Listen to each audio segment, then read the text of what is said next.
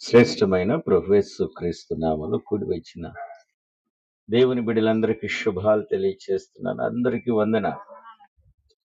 కరెక్ట్గా 9:09 అయింది. కరెక్ట్గా ఒక 14 మినిట్స్ 9:20 కల్లా మెసేజ్ కంప్లీట్ అయింది. ఈ యొక్క 40 నిమిషాలు శ్రద్ధ కలిగి దేవుని వాక్యం విందాం. క్రిస్మస్ కదా, ఆనందమాసం అంటాం. క్రీస్తు ఈ భూలోకానికి దిగి వచ్చిన రోజు. క్రిస్మస్ అంటే అందరికీ తెలిసిన మాట ఏంటి? క్రిస్మస్ అంటే ఆరాధించుట. ఎవరిని ఆరాధించాలి? క్రీస్తుని ఆరాధించుట.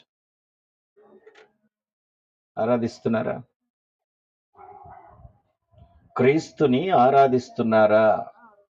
Praise the Lord. ఈ నెలంతా కాదు, జీవిత కాలం అంతా క్రీస్తుని ఆరాధించాలి. పోనీ ఈ నెలంతా ఆరాధిస్తున్నారా? ఏం ఆరాధిస్తున్నారు? స్టార్స్ కడుతున్నాం, మంచిది. లైటింగ్స్ వేసుకుంటాం, మంచిది. ఇల్లంతా శుభ్రపరచుకుంటాం, మంచిది. కొత్త కొత్త నూతన వస్త్రాలు ధరించుకోవడానికి ప్రయత్నం చేస్తాం, మంచిది. పాత వస్తువులు తీసేసి కొత్త వస్తువులు తీసుకొస్తాం, మంచిది. అన్నిటిని బాగా చేసుకుంటున్నాం. కానీ క్రిస్మస్ అంటే క్రీస్తుని ఆరాధించుట. నిజంగా నువ్వు ఆరాధిస్తే నీకు కలిగే మేలులు చాలా ఉన్నాయి. ఎలా ఆరాధిస్తున్నావు దేవునిని? మార్కు సువార్త. కొంతమంది ఆరాధిస్తున్నారు. 7వ అధ్యాయము 6-7 వచనాలు. అందుకు ఆయన వారితో ఇలాగు చెప్పెను, ఈ ప్రజలు పెదవులతో నన్ను గణపరచుదురు గాని వారి హృదయము నాకు దూరముగానున్నది. వారు అండర్లైన్ చేయండి. వారు మానవులు కల్పించిన పద్ధతులను, దైవోపదేశములను బోధించుచు నన్ను వ్యర్థముగా ఆరాధించెదరు. ఇప్పుడు ఎలా ప్రభు వారే డైరెక్ట్ స్ట్రైట్ అని ఎలా ఆరాధిస్తున్నారు? వ్యర్థముగా ఆరాధిస్తున్నారు. నీ ఆరాధన వ్యర్థమైనదా, అసలైనదా? దేవుడు చెప్పినట్లు ఆరాధిస్తున్నావా, వ్యర్థంగా ఆరాధిస్తున్నావా? అస్పృహ నీకుండాలి, అజ్ఞానం నీకుండాలి. లేచి నిలబడి పాటలు పాడతాం ఆరాధన, లేతే దేవునికి స్తుతి స్తుతి స్తోత్రం స్తోత్రం hallelujah praise the Lord praise the Lord అని పలకటము ఆరాధించటమా? లోకంలో కొంతమంది మనుష్యులు కొన్ని పద్ధతులను కల్పించేశారు. ఆ పద్ధతులుగా ఆరాధిస్తుంటే అది వ్యర్థమైన ఆరాధన అయింది. క్రిస్మస్ అంటేనే ఆరాధించుట. నీ జీవిత కాలం అంతా చిట్ట చివరి ఆఖరి ఊపిరి ఉన్నంత వరకు నీ శరీరములు, నీ చివరి ఊపిరి ఉత్క్రమణ అలా వెళ్ళిపోతూ ఉంటుంది. చివరి ఊపిరి అప్పటి వరకు ఆరాధించాలి. ఏమిటి, ఎట్లా ఆరాధించాలి? ఇక్కడేమో ప్రభువారు అంటున్నాడు, నన్ను వ్యర్థంగా ఆరాధిస్తున్నారు అంటున్నాడు. నువ్వు చేస్తున్న ఆరాధన సరైనదా? దేవునికి ఆమోదయోగ్యమైనదా? పరలోకం యాక్సెప్ట్ చేసిద్దా? పరలోకం స్వీకరించిద్దా నువ్వు ఆరాధన చేసే ఆరాధన? క్రిస్మస్ అంటేనే ఆరాధించుట, క్రీస్తుని ఆరాధించుట. బట్ ఇక్కడేం రాయబడి ఉంది? వ్యర్థముగా ఆరాధి. మరి ఎలా ఆరాధించాలండి దేవునిని? Praise the Lord. రండి, కొలసీలకు రాసిన పత్రికలో దేవదూతలు ఆరాధిస్తున్నాయి ప్రభువారిని, చక్కగా ఆరాధిస్తున్నాయి. దాన్ని జస్ట్ బ్లైండ్ గా ఫాలో అవుతే చాలు. 2:18 చూడు. స్పష్టంగా గట్టిగా చదవమ్మా. ఎవరు ఆరాధిస్తున్నారు ఇక్కడ? ఆ దేవదూత ఆరాధన యందు ఇచ్చ కలిగి, అంటే అభిలాష కలిగి, కోరిక కలిగి దేవదూతలు ఆరాధిస్తున్నాయి ప్రభువారిని. దేవదూతలు దేవుణ్ణి కొనియాడుతున్నాయి, దేవునిని ఘనపరుస్తున్నాయి. దేవదూత ఆరాధన ఒకటి ఉన్నాయి, దేవదూతలు ఆరాధిస్తున్నాయి. కంటిన్యూ చేయి. తాను చూచిన వాటిని గూర్చి ఆ గొప్పగా చెప్పుకొనుచు, ప్రైజ్ ది లార్డ్.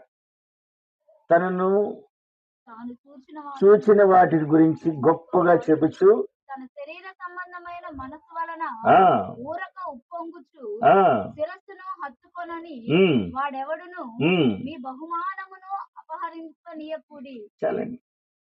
ఇక్కడ దేవదూత ఆరాధన ఉంది. చూసినవన్నీ గొప్పగా చెబుతూ దేవునిని గొప్ప దేవుడని ఆరాధిస్తున్నాడు. ఈ సంవత్సరం అంతా దేవుడు నీ పట్ల చేసిన కార్యాలన్నిటినీ చెవులార వినుంటావు మహేష్. ఎన్నో సాక్ష్యాలు వినుంటావు. నువ్వు కళ్ళారు చూసిన చాలా ఉన్నాయి, నాతో పాటు వచ్చి. ఇవన్నీ ఎవరికి చెప్పాలి? శరీరముతో చాలా మందికి ఆనందంతో చెబుతూ ఉండాలి. చెబుతూ ఆయన గొప్ప దేవుడండి, ఆశ్చర్యకరుడండి, ఆలోచనకర్త అండి, నా స్వయ అనుభవంలో నేను చూశానండి అనేది ఆరాధనలో ఒక భాగమై ఉంది. ఇది చేసేవా ఈ నెలలో? ఇదిగో నేను చూశానండి కళ్ళారా, నేను విన్నానండి అని ఎంతమందికి చెప్పావు అనేది ఆరాధన. మనం మ్యూజిక్ పెట్టుకుని అర్థం కాకుండా పాటలు పాడుతూ రోడ్ల మీద తిరగటం. క్యారల్స్ అన్ని మంచిది, క్యారల్స్ కూడా చేయాలి. క్యారల్స్ గొప్ప పరిచర్య. నేను చాలా ఇంపార్టెంట్ ఇస్తాను క్యారల్స్. ఎందుకో తెలుసా? అన్ని జనులు డైరెక్ట్గా వెళ్ళిపోవచ్చు, మనం వారు ఏమనరు. ఇప్పుడు ఏదో వాళ్ళ పండుగ అండి, వారు దేవుణ్ణి ఆరాధించుకుంటున్నారు, పోనీలేండి, డిసెంబర్ యేసుక్రీస్తు పుట్టారంటే పర్లేదని ఒక సాఫ్ట్ కార్నర్ ఉంటుంది వాళ్ళ దగ్గర. విడి రోజుల్లో నువ్వు వెళితే వాళ్ళు యాక్సెప్ట్ చేయడు, వీధికి కూడా రాటియటానికి మిమ్మల్ని మనల్ని. కానీ ఇప్పుడు కొంత అవకాశం ఉంది. అవకాశం దొరికినప్పుడు ఏం చేయాలి మనం? చిన్నపిల్లలైన క్యారల్స్ చేసేది అందరూ చేయాలి, దేవునిని ప్రకటించాలి. అర్థమవుతుందా? గొప్ప దేవుడండి. ఎవరికి? చెరలో ఉన్నవారు కొంతమంది ఉన్నారు, చీకటిలో ఉన్నవారు కొంతమంది ఉన్నారు, బాధల్లో ఉన్నవారు కొంతమంది ఉన్నారు. యేసుక్రీస్తు నా హృదయంలో జన్మించాడండి, వీటన్నిటి నుంచి నేను విడుదల పొందాను. ఇలాంటి భాగ్యం మీకు కూడా కలగాలండి. మీరు కూడా యాక్సెప్ట్ చేయండి, మీ హృదయంలోకి తీసుకోండి. ప్రభువాన్ని ఆలోచించండి. దేవుడు పుట్టినాడండి, ఈ లోకానికి వచ్చాడని చెప్పడానికి అవకాశం ఉన్న రోజులు ఇవి. ఈ రోజులలో దేవునిని ఆరాధించాలి. నువ్వు చూసినవి, కనినవి, వినినవన్నీ ప్రకటిస్తూ వీధి వీధులకి వెళ్ళి 4 గోడల మధ్య నిలబడి యేసుక్రీస్తు ప్రభువారు గొప్ప దేవుడని ప్రకటిస్తూ ఉండాలి. ఇది ఆరాధన. అర్థమవుతుందా? ఈ ఆరాధన మనం చేయాలి. ఇంకా స్పెసిఫిక్ గా ప్రభువారు మాట్లాడి దేవదూతలు ఎలా ఆరాధిస్తున్నాయో పరలోకంలో ప్రభువారు తేటగా మాట్లాడతాడు. Praise Lord. యెషయా గ్రంథం 6వ అధ్యాయం 2-3 వచనాల్లో ఆయన పరిశుద్ధుడు కాబట్టి మనం పరిశుద్ధంగా దేవునిని ఆరాధించాలన్నాడు. క్రిస్మస్ అంటే ఆరాధించుట. అని ఆరాధన చేస్తున్నావా? దేవుడికి ఇష్టం లేని ఆరాధన చేస్తున్నావా? ఒక్కసారి పరిశీలించి తెలుసుకో. నిజమైన ఆరాధనలోకి ఈ రాత్రి కాలం నువ్వు కాలు పెట్టాలి. అది పరలోకంలోకి చేరాలి, పరలోకం అనుమతించాలి ఆరాధన. చదువమ్మా. ఆయనకు పైగా శరాపులు నిలిచి ఉండెను, ఒక్కొక్కరికి 6 రెక్కలుండెను.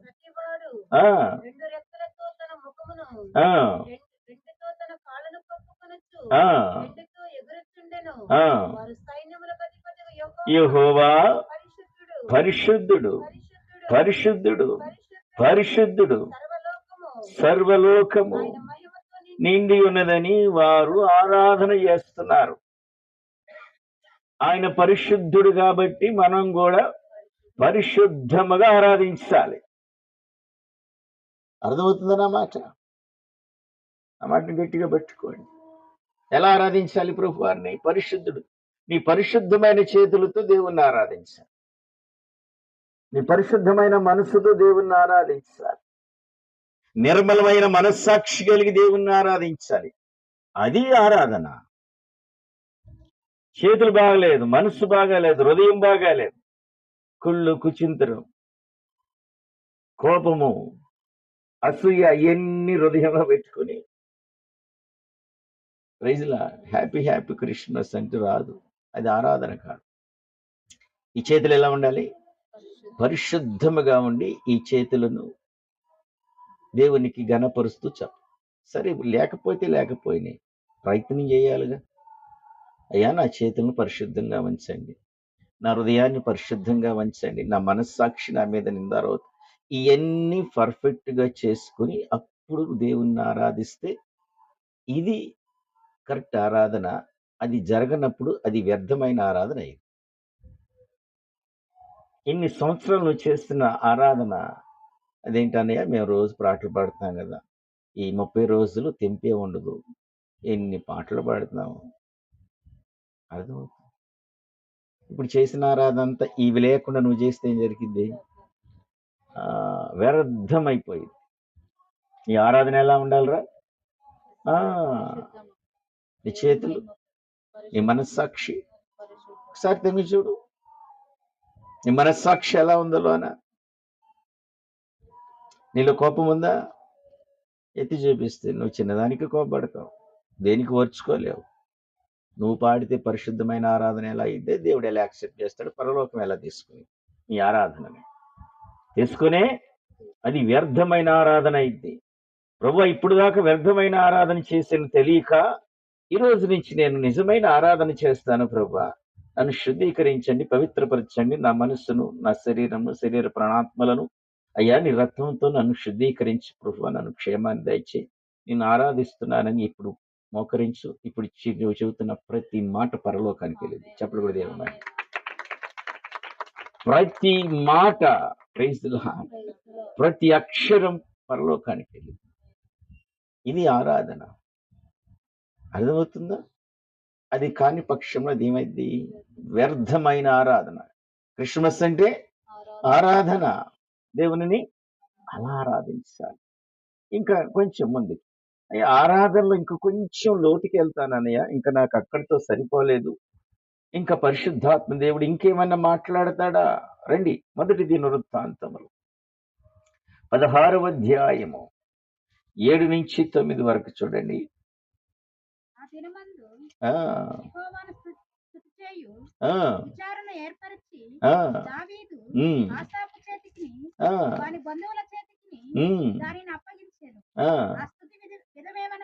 రైట్, ఇప్పుడు రైట్ స్టార్ట్ చేయండి. ఆ స్తుతి ఆరాధన విధానం ఏంటో తెలుసా? యెహోవాకు మొదటిది ఆరాధనలో మొదటి మెట్టు. ఈరోజు ఎందుకు ఏర్పాటు చేసుకుని చెల్లన్న గ్రేసు? కృతజ్ఞత. సంవత్సరం అంతా కాచి కాపాడాడు నా ప్రభు గారు. మా ఆయన పనిలో క్షేమాన్ని ఇచ్చాడు, తన చేతుల కష్టార్జితాన్ని ఆశీర్వదించాడు. తన కాపుదల లేకపోతే మేము లేమయ్యా. నీ కారుణ్యాన్ని బట్టి, నీ కృపను బట్టి నీకు స్తుతులయ్యా, స్తోత్రాలయ్యా అని స్టార్ట్ చేస్తాం. ప్రైజ్లా. ఇప్పుడు ఆరాధనలో ఏం చేయాలి? ఆరాధన చేసేటప్పుడు క్రిస్మస్ అంటేనే ఆరాధించడం. దేవుణ్ణి ఆరాధించడం అంటే దేవుణ్ణి మహిమపరచడం, స్తుతులు చెల్లించడం, స్తోత్రం చేయాలి. స్తుతులు ఎలా చేస్తావు? 2 రకాలుగా. ఫస్ట్ ఆయన లక్షణాలని తలపోసుకో మనసారా. కారుణ్యమూర్తి నీకు స్తోత్రం, కరుణగల దేవా నీకు స్తోత్రం, ఆశ్చర్యకరుడా నీకు స్తోత్రాలు, ఇమ్మానుయేలు నీకు స్తోత్రం. ఇమ్మానుయేలు అంటే దాని సారం నీకు తెలిస్తే అది దాని యొక్క ప్రభావం నీకు తెలుస్తుంది. ఎల్షదాయ్ నీకు స్తోత్రములయ్యా, అది అంతమాడా నీకు స్తోత్రాలు. ఆయన బాగా స్తుతులు చెల్లించి ప్రభు వారికి ఆయన ఎక్కడ కూర్చుంటాడో తెలుసా? స్తుతుల మీద ఆసీనుడు అవుతాడు. స్తుతుల మీద ఇదిగో నాకు కుర్జీ చేసినట్టు యేసు ప్రభు వారికి కూడా కుర్చీ వేయాలి. ఆయన ఆత్మదేవుడు కాదు. ఇలా స్తుతులు బాగా చెల్లిస్తుంటే హృదయములో స్తుతుల సింహాసనం ఏర్పడి ఆమె అప్పుడు ఆయన హృదయంలోకి వస్తాడు. ఆయన కూర్చుంటాడు. ఇంకా ఆయన వస్తే ఇంకా నీకు బాధ ఏంటి? కెరాబులు షెరేవులు పక్కనే ఉంటాయి.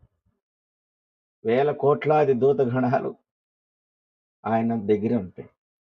24 పెద్దలు ఉంటాయి. సర్వం ఆయన దగ్గరే నిక్షిప్తమైపోయి ఉంటాయి, నిలబడి ఉంటాయి. అర్థమవుతుందా? అలా స్తోత్రం చేసి తర్వాత రెండో మాట ఏంటి? ప్రభువా ఆయన ఆయన నామమును నామమును. జగతమంతటిని ఇప్పుడు ఏం చేయాలి నువ్వు ఈ క్రిస్మస్ లో? ఎంతమందికి చెబుతున్నావు మహేష్? ఆహ్వానించు మీ గృహాన్ని.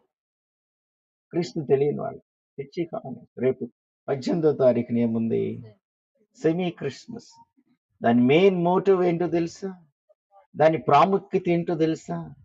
ఇప్పుడు మనం అందరం కలిసి వ్యర్థమైన ఆరాధన కాదు, నిజమైన ఆరాధన చేయబోతున్నాం. చప్పటి కూడా దేవుని బయటపడి ఏ ఆరాధన చేయబోతున్నాం? నిజమైన ఆరాధన. అనే నిజమైన ఆరాధన చేస్తే ఏంటంటే ఆయన ప్రశ్నకి రావచ్చు, మాట్లాడతాడు ప్రభువారు. Praise Lord. ప్రకటించాలి ఎవరిని? క్రీస్తుని. ఆరాధనలో ఒక భాగం అది. ఈ నెలలో ఎంతమందికి చెప్పావు నువ్వు? మీరు లోకమునికి వెళ్ళి నా సువార్తను ప్రకటించమన్నాడుగా. ఇది అవకాశం కదా. మన చర్చి దగ్గర వాళ్ళంతా చౌదరులు, వాళ్ళు రానిరు, వారు విగ్రహార. మనల్ని ఏమంటలా. ఇప్పుడు వీటి రోజులు వెళ్ళు ఏమంటారు? ఇప్పుడు ఎందుకండి మీరు వచ్చారు? ఇటు రాకూడదు కదా మీరు. ఇప్పుడు అంటానికి లేదు. అవకాశం ఉన్నప్పుడే సద్వినియోగం చేసుకోవాలి, చాలా యూటిలైజ్ చేసుకోవాలి. ప్రతి నిమిషం చాలా వాల్యుబుల్. అర్థమవుతుందా? దేవుని బిడ్డ, దేవుడు లెక్క కట్టే విధానం చాలా డిఫరెంట్గా ఉంది. దేవుని పరలోకపు లెక్కలు, భూలోకపు లెక్కలు వేరు వేరుగా ఉంటాయి. ఒక్క దినం దేవుని ఇంటిలో గడిపితే దీన్ని 1000 దినాలు కదా. అట్లా దేవుని కొరకు ఇప్పుడు ఒక నిమిషం ఇక్కడ నువ్వు స్పెండ్ చేస్తే అది పరలోకం 100 సంవత్సరాలుగా కన్సిడర్ చేయొచ్చు. దాని అంత ధన్యత మరి ఇంకోటి లేదు. అర్థమవుతుందా? మీ జాబులకి వెళ్ళి వచ్చిన తర్వాత ఏం చేయాలి? దేవుని సువార్త ప్రకటించండి. గొప్ప దేవుడు అండి, ఆశ్చర్యకరుడు. క్రిస్మస్ శుభాలు తెలియజేస్తున్నాం. వాళ్ళు ఏమన్నారు? ఇప్పుడు ఆరాధనలో భాగం అది. వ్యర్థమైన ఆరాధన చేయొద్దు. వ్యర్థమైన ఆరాధన ఏంటి? మనస్సాక్షి కరెక్ట్ లేకుండా, చేతులు క్రియలు పరిశుద్ధము లేకుండా, నిర్మలమైన మనస్సాక్షి లేకుండా. అర్థమవుతుందా? నువ్వు చక్కని పాటలు పాడి చప్పట్లు కొట్టినా కూడా అది వ్యర్థమైపోయింది. ఏముండదు. చింతలేదిక యేసు పుట్టెను వింతగాను బేత్లే. సూపరు. ఈ ఆరాధన పరలోకం యాక్సెప్ట్ చేసిందా? నీ స్వరం నుంచి నీ తలంపులు ఎలా ఉన్నాయి? నీ ఆలోచనలు ఎలా ఉన్నాయి? ఇంకా టైం ఉంది. ఏ తారీఖు ఎంత?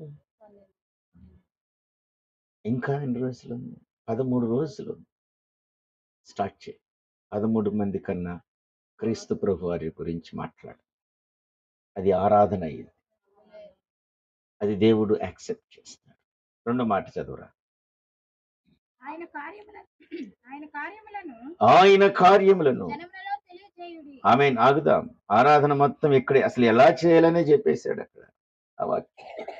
ఆయన చేసిన కార్యములన్నిటినీ జనములలో మరి ఇప్పుడు మన మందిరంలో దాదాపు నాకు తెలిసి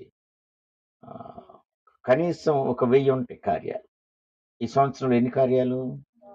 మెయిన్ తీసుకుంటే 1000 ఉంటాయి. మాకు ఒక చర్చి డైరీ ఉంటుంది. ఏముంటుంది? Church diary. మీరు ఎప్పుడైనా చదువుకోవచ్చు. ఏ రోజు ఏం జరుగుతుంది, ఎవరు ఏంటి, ఎవరు వస్తున్నారు, వారి జీవితాల్లో చేసిన కార్యాలేంటి, ఏ రోజు ఏ వాక్యం చెప్పారు, ఏ రోజు ఏ ఆత్మ వచ్చింది, ఏమేమి జరుగుతున్నాయి చర్చిలో, మొత్తము డైరీ డేట్తో సహా టైంతో సహా ఉంది. అవి మీకు ఆదరణంగా ఉంటాయి. దేవుడి చేసిన కార్యాలు మళ్ళీ తలపోసుకుని దేవుని మహింపరచాలిగా మేము. ఇప్పుడేమన్నాడు ఆరాధన? జనులకు తెలియచేయుడి. జనులు తెలియచేయాలి. అర్థమవుతుందా? Praise God. ఆరాధనలో ఇదొక భాగం మరలా. ఇది నిజమైన ఆరాధన ఇది. నెక్స్ట్ అండి. ఆయనను గూర్చి పాడుడి. ఇప్పుడు పాడాలి. ఇయన్నీ వదిలేసి ఏం చేస్తాం మనం? మంచివారు. ఏం చేస్తాం మనం? పాడతాం. అర్థమవుతుందా? నెక్స్ట్ అండి. ఆయనను కీర్తించుడి. ఆయనను కీర్తించుడి. ఆయన అద్భుత క్రియలన్నిటిని గూర్చి అద్భుత క్రియలన్నిటి గురించి సంభాషణ చేయుడి. చేస్తున్నారు సంభాషణ, మాట్లాడుకుంటున్నారు. 4 గోడల మధ్య మైకి తీసుకుని మాట్లాడాలి. ఇదిగో గొప్ప దేవుడు, ఇదిగో ఇంద్రియాకార నివాసులారా, దేవుని ప్రజలారా, ఇదిగో గొప్ప దేవుడు. ఈ కాలనీలో దేవుడు ఉన్నాడు అనుకుంటున్నారు. నిజమైన ఆరాధన అంటే ఇదిగో నిజమైన ఆరాధన. మమ్మల్ని అన్నిదా భావించొద్దు. Praise lord. నిజమైన ఆరాధన అంటే ఇది. సంభాషించు. ఇదిగో ఈ సంవత్సరంలో దేవుడు దాదాపు 30 మందిని రక్షించుకున్నాడు. చెప్పలు కూడా దేవుని మహిమ తెలుసు. ఎంతమంది రక్షించుకున్నాడు? ఎవరెవరు సువార్తని వచ్చి బాప్తీసాలు తీసుకువెళ్ళారు. చర్చి మెంబర్స్ కూడా కాదు, దేవుని వాక్యాన్ని యూట్యూబ్లో విని స్థిరపడి వచ్చి బాప్తీసాలు తీసుకెళ్ళిపోయారు. దేవునికి మహిమ కలుగును గాక. ఆమేన్. సంభాషించాలి. ఇది బైబిల్ చెప్పిన ఆరాధన. క్రిస్మస్ అంటే ఆరాధించుట. ఈ విధంగా నువ్వు ఆరాధిస్తే ఈ పాళ్ళన్నిటినీ నువ్వు కలగలుపుకుంటే అది దేవునికి యోగ్యమైన ఆరాధన అయింది. అది కాని పక్షములు అదేమైంది తెలుసా? వ్యర్థమైన ఆరాధన ఇది. నువ్వు భ్రమపడుతున్నావు అంతే. ఆరాధన చేస్తున్నానులే అనుకుంటున్నావు. నో, ఆ పరలోకం దాన్ని ఎప్పుడో రిజెక్ట్ చేస్తుంది. ఇప్పుడు తెలిసిందిగా. ఈ పాళ్ళన్నీ కలగలుపుకొని సువార్త ప్రకటించు. అప్పుడు కీర్తించు, గణపరచు, స్తోత్రం చెయ్యి, స్తుతి చెయ్యి, ఆరాధన చెయ్యి. అప్పుడు అది నిజమైన అది క్రిస్మస్. మంచిది. ఇక్కడ మరి అసలు క్రిస్మస్ అంటేనే ఆరాధన. ఒక మాట చెప్పి ముగిస్తా రండి. మత్తయి సువార్త 2వ అధ్యాయం 2వ వచనం. మత్తయి సువార్త 2వ అధ్యాయం 2వ వచనం. త్వరగా. వాడు ఎక్కడున్నాడు? ఆ తూర్పు దిక్కున మేము ఉమ్, ఆయన నక్షత్రము చూసి ఆ, ఆయన పూజింపవచ్చునని చెప్పి చాలండి. రాజును పూజించటానికి వచ్చిన జ్ఞానులు. దేన్ని పూజించటానికి, స్తోత్రం చేయటానికి, స్తోత్రార్పణ చేయటానికి ఎవరు వచ్చారు? జ్ఞానులు వచ్చారు. ఇప్పుడు రండి. ఎందుకు వచ్చారు ఆయన? కీర్తనలు 111:9కి రండి. దాన్ని అలానే చేత్తో పట్టుకుని కీర్తనలు 111:9. ప్రజలను విమోచనము కలుగచేయువాడు. ఆ, తన నిబంధన ఉమ్, ఆయన నిత్యముగా ఉండ నిర్ణయించువాడు. ఉమ్. ఆయన నామము పరిశుద్ధమైనది. చాలండి. ఆయన నామము పరిశుద్ధమైనది, పూజింపదగినది. ఆమేన్. Praise the lord. ఎందుకు ఈ జ్ఞానులు వచ్చారో తెలుసా? ఆయన నామము పరిశుద్ధమైనది. నేను పరిశుద్ధుని కాబట్టి మీరు పరిశుద్ధునిగా ఉండమన్నాడు. పరలోకంలో కరాబులు, శరాబులు, దూతగణములు, 24 పెద్దలు, కోట్లాది దేవదూతలు పరిశుద్ధుడు పరిశుద్ధుడు పరిశుద్ధుడు అని కొనియాడబడుతున్నాడు. ఇక్కడ వచ్చేదలికి ఆయన నామం పరిశుద్ధమైనది కాబట్టి పూజించదగినది. అందుకని ఆయనను పూజించడానికి జ్ఞానులు వచ్చారు. ఆమేన్. Praise God. జ్ఞానులు వచ్చి ఊరినే పూజిస్తారా? ఎవరిని పడితే వాళ్ళని పూజిస్తారా? ఈ జ్ఞానులకు ఒకటి అర్థమైంది. ఏమర్థమైంది? ఈయనే రక్షకుడని వారు గుర్తించారు. అప్పుడే గుర్తించాడు కాబట్టి పూజించారు. గుర్తించకపోతే పూజించారు. అర్థమవుతుంది. ఆఫ్టర్ ఆల్ నేనే బయటికి వెళ్ళినప్పుడు ఏదో సందర్భంకి బ్యాంక్కి వెళ్ళాను. ఇక్కడ అంతకుముందు ఆంధ్ర బ్యాంక్, ఇప్పుడు మార్చారు, వాడు అసెంబ్లీ చేసేసాడు, చేసి వేరే పేరు పెట్టు. అక్కడికి వెళ్ళాను. ఏదో చిన్న లాకర్ ఉంటే ఆ లాకర్కి ఓపెన్. అర్థమైంది. అక్కడ నెట్టింటే తాళం ఇవ్వాలి నాకు. 2 తాళాలు ఉంటాయి. వాడికి ఒక తాళం, నాకు ఒక తాళం. వాడి తాళం కూడా 2 తాళాలు పెడితే లాకర్ ఓపెన్ అయ్యింది. తాళం ఏమంటే అంటే నేను ఫార్మల్గా వెళ్ళి మామూలుగా వెళ్ళి వాడు నమ్మట్లా, నీకు లాకర్ ఏంటంటాడు. అంటే మనిషి బయటను చూసి కూడా నాతో పనిచేసి మా కాలేజీలో ఆంధ్ర బ్యాంక్ ఉంటే అక్కడ ఆయనది పొన్నూరే, పేరు ఏదో ఉంది, అబ్రాడ్స్లో అంటున్నాడు.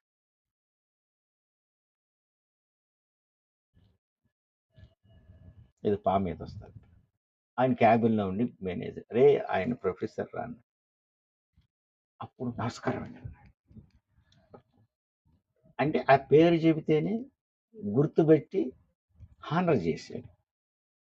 ఇప్పుడు ఈ జ్ఞానులు ఆయనను ఎలా గుర్తించారు?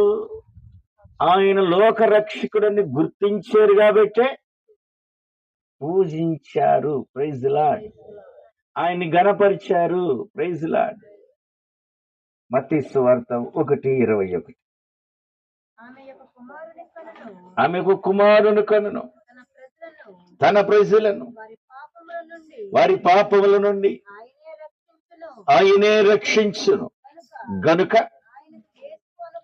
ప్రైజ్. ఇప్పుడేమైంది? యేసు పేరు పెట్టారు. ఆయన రక్షకుడని వారు గుర్తించారు కాబట్టి ఆయనను పూజించటానికి వచ్చారు. ఇది మొదటి. నువ్వు గుర్తించేవా ఆయన రక్షకుడని? నీ మనసుకు అందిందా? నీ మనసులో, నీ స్పృహలో ఆయన రక్షకుడని పరిపూర్ణమైన నిశ్చయత నీకుందా? ఆ నిశ్చయత లేనప్పుడు నువ్వు పూజించవు. అది పూజించినా కూడా అసంపూర్తిగానే ఉంటుంది. వారు గుర్తించారు కాబట్టి వచ్చి పూజించారు. అర్థమవుతుంది? నువ్వు గుర్తించావా ఆయన రక్షకుడని, జగత్ రక్షకుడని? నువ్వు గుర్తిస్తే సాష్టాంగపడతావు. అర్థమవుతుంది? జ్ఞానులు ఏం చేశారు? గుర్తించేశారు. ఆయన ఎవరంటే జగత్ రక్షకుడు అని గుర్తించారు. వచ్చారు కాబట్టి ఆయన పూజించడానికి వచ్చారు. మత్తయి సువార్త 2:2 కూడా చూడు. రెండో మాట, ఆయన మళ్ళీ ఎలా గుర్తించారు తెలుసా? ఆయనే రాజులకు రాజు, ప్రభువులకు ప్రభు అని గుర్తించారు.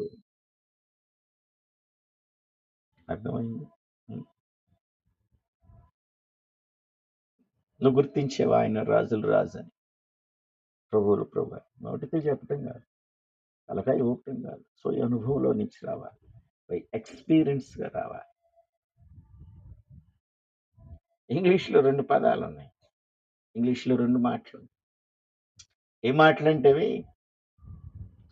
అడ్వైజ్ అనే మాట ఉంటుంది. అడ్వైజ్ అంటే సలహా. ఒపీనియన్ అనే మాట ఇంకోటి ఉంది. ఒపీనియన్ తెలుగులో అంటే అనుభవం, స్వయ అనుభవం. Advise and opinion. ఇది మీకు అర్థమైతే ఆయన నిజంగా నువ్వు అంగీకరించలేదు, నీకు అర్థమైంది. అడ్వైజ్ అంటే సలహా, ఎవడైనా సలహా ఇస్తాడు. అర్థమవుతుందా? ఇప్పుడు రతన్ కుమార్ ఉంది, అమ్మాయి పెళ్లి గురించి నీ అభిప్రాయం అంటే, పెళ్లి కాలే అమ్మాయి, ఏదో పుంకాలు చెప్పింది. పెళ్ళైన వాళ్ళ గురించి పెళ్ళి ఏముందన్నా, ఏముంది పెళ్ళండి. ఈ మాటలు వినొచ్చా? పెళ్లి గురించి నన్ను అడిగితే నా అనుభవం చెబుతా. మా ఇద్దరి మాటలు ఏది తీసుకోవాలి మీరు? ఏది కరెక్ట్? నాది కరెక్ట్ కదా, ఆమెది కరెక్ట్ కాదు కదా, అనుభవం లేదు కదా.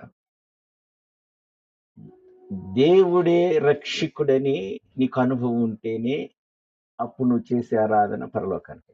చప్పట్లు కొడు దేవుడు. ఆయనే రాజుల రాజని నీ బై ఎక్స్పీరియన్స్ లో, నీ అనుభవంలో నీకు అందితే అప్పుడు ఆరాధన. దేవుని దగ్గర నుంచి ఆరాధిస్తావు. లేకపోతే ఇప్పుడు జ్ఞానులు 2 అర్థమైపోయింది వాళ్ళకి. శరీర ప్రాణాత్మలలో వారి హృదయం నిండా వాళ్ళంతా అర్థం చేసుకున్నారు. ఈలే రక్షకుడని అర్థం చేసుకున్నారు. మత్తయి సువార్త 1:21 ఆయన పాపులను రక్షించడానికి వచ్చాడని గుర్తించేశారు. అలానే యెషయా గ్రంథం 9:6 ప్రకారము చూడొద్దు, టైం లేదు, రాజ్యభారము మోసేవాడని గుర్తించేశారు.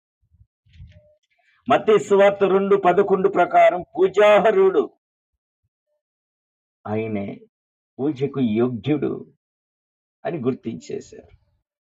ఈ జ్ఞానులు దీనిని వారు గుర్తించి ఆయన పరిశుద్ధుడని, ఆయనే రాజుల రాజని, జగత్ రక్షకుడని గుర్తించి పూజించడానికి వచ్చారు. ఆమేన్. అనే మేము కూడా పూజిస్తాం. అయితే ఏంటంటే మనదంతా లెక్కలు కదా. మేము కూడా ఎందుకు భక్తి చేస్తున్నాం అంటే ఏదో సులభం,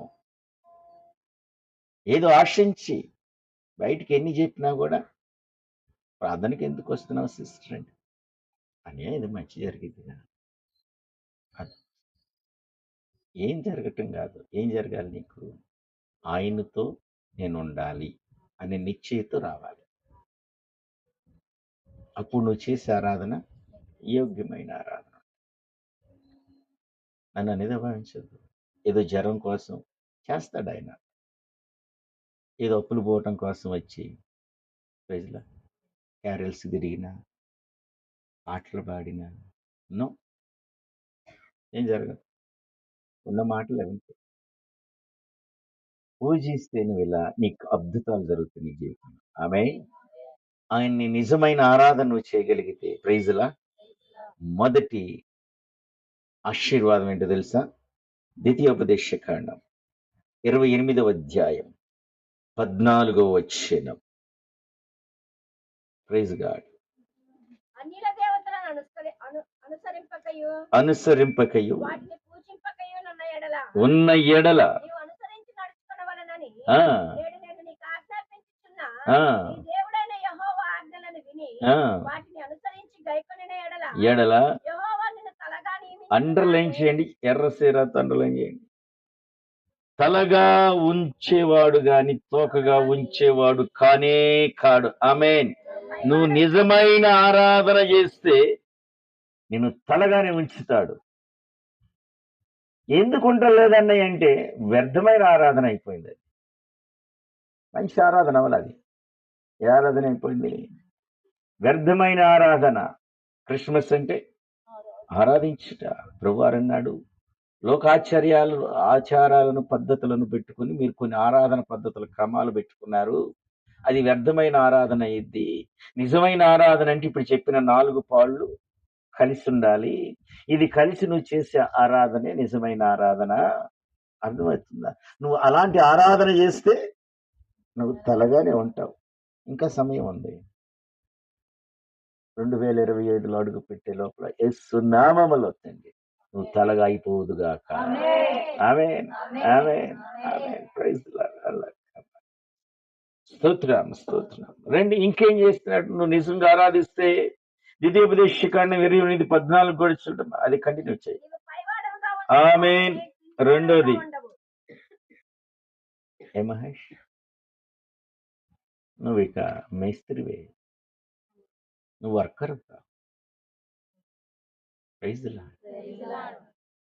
నువ్వు సుపీరియర్వే, నీ కిందే సబార్డినేట్స్ ఉంటారు. నువ్వు పని చేయించేవాడు, చేసేవాడు కావు. నువ్వు ఎప్పుడు నిజమైన ఆరాధన చేస్తే క్రిస్మస్ ప్రైజ్ ది లార్డ్ నీకు సిరులు తీసుకురావాలంటే నిజమైన ఆరాధన. వ్యర్థమైన ఆరాధన ఏ ఒక్క నాటికి ఇక్కడ కూడిన ప్రతి బిడ్డలు చేయకుండా ఉండునుగాక. వారు చేస్తున్న ఆరాధన ప్రైజ్ ది లార్డ్ పరలోకం ఆమోదించే విధంగా ఉండునుగాక. నిజమైన ఆరాధన చేస్తే కృప నా ప్రభువారు మన మీద కుమ్మరింపబడునుగాక, కుమ్మరించునుగాక.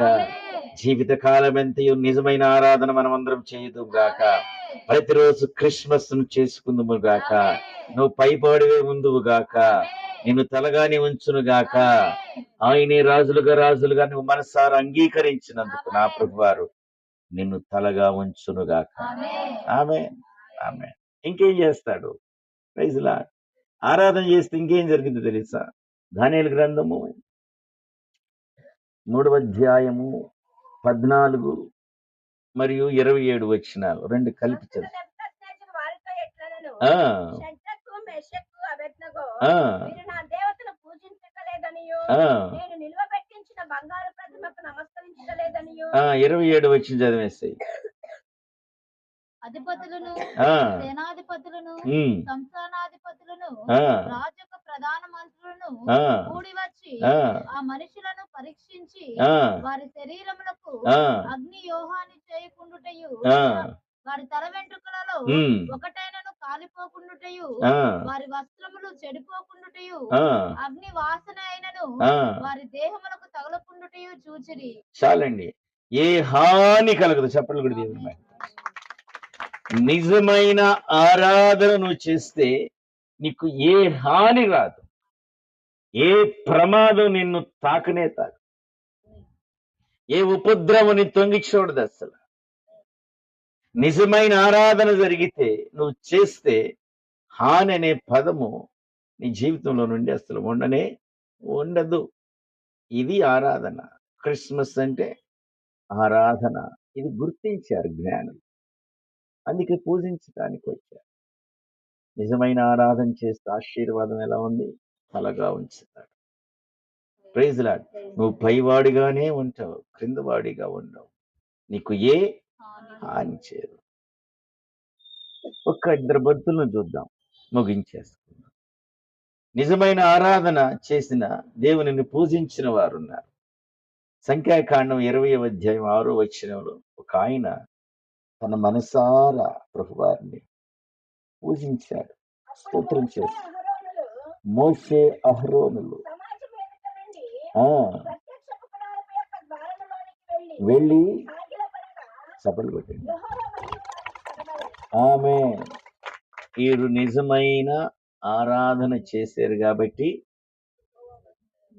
మా యెహోవా మహిమ గురించి మనం చెప్పాను మీకు. వాక్యం ఏం చెప్పాను? మహిమలు ఏముంటాయి? 5 ఉంటాయి. దాంట్లో మహిమలు ఏముంటుంది? శక్తి ఉంటుంది, మహిమలో ఆధిపత్యం ఉంటుంది, బలం ఉంటుంది, అధికారం ఉంటుంది, ఖ్యాతి ఉంటుంది. ఇవన్నీ కలిస్తేనే మహిమ. అర్థమవుతుందా? ఆధిపత్యం అంటే ఏంటి? ఆధిపత్యం అంటే ఆ, ఇప్పుడు మా చెల్లుంది, ఆధిపత్యం చూపిస్తుంది అనుకో కుటుంబంలో, వాళ్ళ ఆయన కూడా భయపడతాడు దాని దగ్గరికి రాట.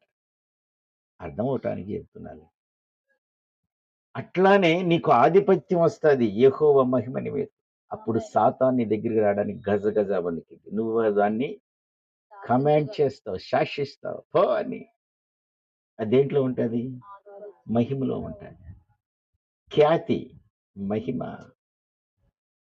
2 రకాల మహిమలు ఉన్నాయి. భూలోక మహిమ ఉంది. ఆ, ఇప్పుడు మహేష్ అడ్బెంట్ పెయింగ్ లో నైపుణ్యతను సంపాదించాడు. అది ఆయనకి ఖ్యాతేగా, అది మహిమేగా. అర్థమవుతుందా? ఒక ఆయన ఎక్సలెంట్ గా చాలా చక్కగా పెయింట్ వేస్తాడు. ఇదేంటి? ఆయన మహిమే, భూలోక మహిమ. ఆయన పేరు ప్రతిష్టలు బాగుంటాయి. అర్థమవుతుందా? ఇవన్నీ టెంపరీ.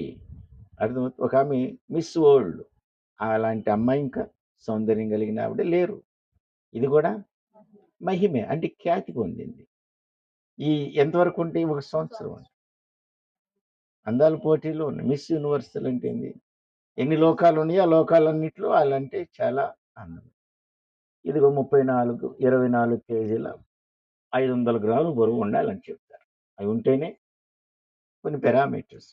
ఒక 1/2 గ్రాము పెరిగినా కూడా ఆ కిరీటం తీసేస్తారు. అర్థమవుతుందా?